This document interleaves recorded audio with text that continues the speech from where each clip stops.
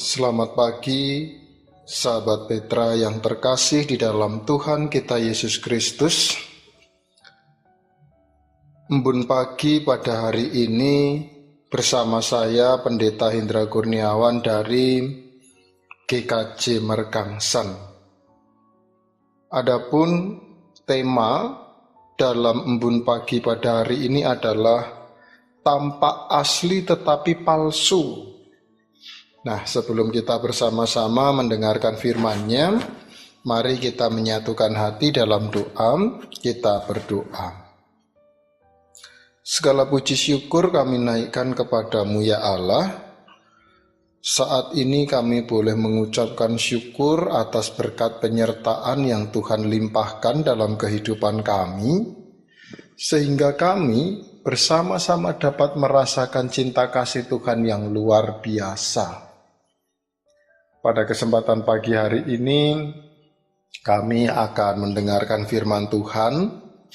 Kiranya Tuhan memberkati dan menuntun kami, sehingga firman yang boleh kami terima dapat menjadikan kami semakin menghayati berkat-berkat Tuhan dan menghayati proses kehidupan ini. Hanya di dalam Kristus Yesus kami berdoa. Amin.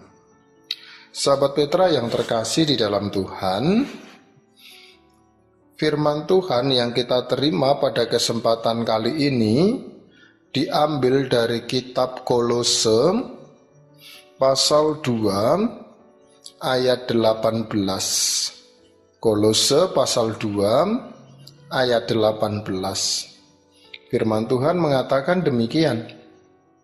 Janganlah kamu biarkan kemenanganmu digagalkan oleh orang yang pura-pura merendahkan diri dan beribadah kepada malaikat, serta berkanjang pada penglihatan-penglihatan dan tanpa alasan membesar-besarkan diri oleh pikirannya yang duniawi.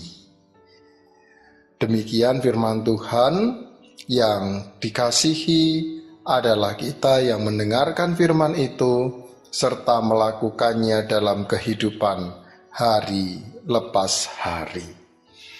Ibu bapak dan sahabat Petra yang terkasih di dalam Tuhan, kalau kita kembali pada tema tampak asli tetapi palsu, sebenarnya dalam ayat Kolose, khususnya di ayat yang ke-8, di situ kita dapat melihat terdapat kata yang pura-pura merendahkan diri. Artinya ada kepalsuan seseorang itu merendahkan diri. Dan kalau kita melihat konteks kitab Kolose, hal itu sebenarnya ditujukan kepada orang-orang yang pada saat itu dapat dikatakan sebagai orang-orang yang salah dalam menyembah Tuhan. Oleh karena itulah Rasul Paulus mencoba mengingatkan kepada jemaatnya yang ada di Kolose agar mereka tidak salah dalam mempelajari kebenaran itu sendiri. Nah, rupanya kalau kita mau melihat dalam kehidupan kita masing-masing, seringkali orang yang suka berbohong biasanya hidupnya itu semuanya palsu, dan mungkin juga seseorang juga pernah berpikir berbohong demi kebaikan kan tidak masalah toh Pak. Tetapi bagi saya pribadi, yang namanya berbohong pun juga apapun itu alasannya tetap tidak dikehendaki oleh Tuhan. Karena berangkat dari 10 perintah Tuhan, jangan mengucapkan saksi dusta, sebenarnya itu menunjuk pada sikap kejujuran seseorang dalam melakukan segala sesuatu. Nah, kenapa kemudian saya katakan yang namanya berbohong itu tidak baik meskipun alasannya untuk kebaikan? Karena ya yang namanya kebohongan, jika ditutupi kebohongan, maka semuanya nanti akan berimbas pada ketidakbaikan. Dan oleh karena itulah saat ini kita diajak bersama agar dalam menjalani hidup itu benar-benar asli, bukan hanya tampak asli tetapi palsu. Nah, keaslian itulah yang kemudian perlu untuk kita hayati dalam menjalani kehidupan ini. Sebagai contoh, ketika anak-anak remaja begitu sedang masa jatuh cinta atau pemuda sedang jatuh cinta, biasanya ketika dia sedang jatuh cinta kepada seseorang, dia akan tampil lebih baik dari biasanya. Tujuannya adalah untuk memikat hati orang yang dia cintai. Nah, masalahnya adalah ketika yang ia cintai itu sudah ia dapatkan, seringkali usaha yang ia lakukan untuk terlihat lebih baik itu kemudian sudah hilang. Jadi ia kembali pada aslinya, dan tentu itu akan mengecewakan bagi orang yang ia cintai. Maka tak jarang juga banyak yang kemudian mengatakan, dulu ya ketika kamu belum jadian sama saya, kamu selalu baik, perhatian, tetapi ketika kemudian kamu sudah menjadi pacar saya, kamu berubah. Nah, itu menunjukkan bahwa seseorang di depan kelihatannya asli tetapi sebenarnya palsu, karena ada maksud dan tujuan tersendiri untuk kepentingannya sendiri.